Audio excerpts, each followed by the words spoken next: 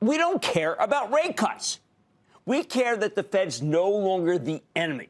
That's what the stock market's saying. The Fed kept rates steady today and gave a forecast for some rate cuts in the future. But while the Fed is important, the specifics of when we get rate cuts or how many, that's become small potatoes.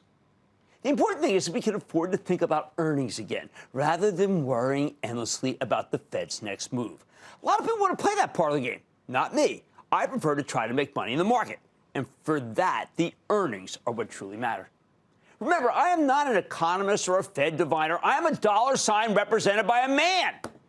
And this dollar sign likes what he sees, knowing that the Fed has our back and will cut when needed.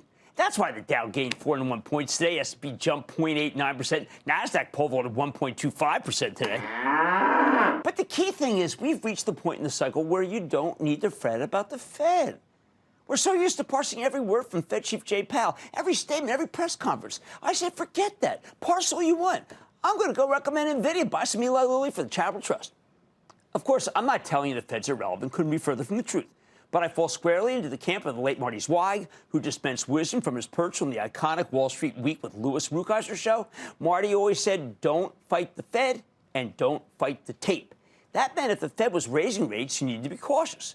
If the tape, the action in the stock market, was bad, and it's often bad when the Fed's tightening, then you need to be even more cautious. So long as the Fed was raising rates or just threatening to raise rates, it basically controlled the direction of the vast majority of stocks. Sure, some names could defy the Fed, but far fewer than we'd like.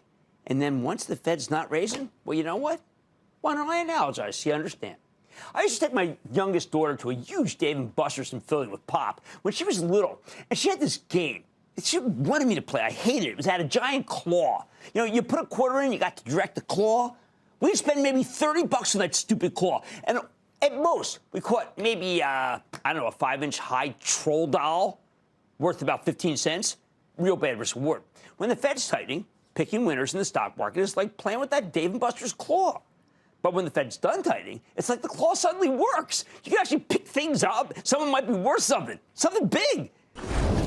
Don't miss a second of Mad Money. Follow @Jim Cramer on X. Have a question? Tweet Cramer. #MadMentions. Send Jim an email to madmoney@cnbc.com or give us a call at 1-800-743-CNBC. Miss something? Head to madmoney.cnbc.com.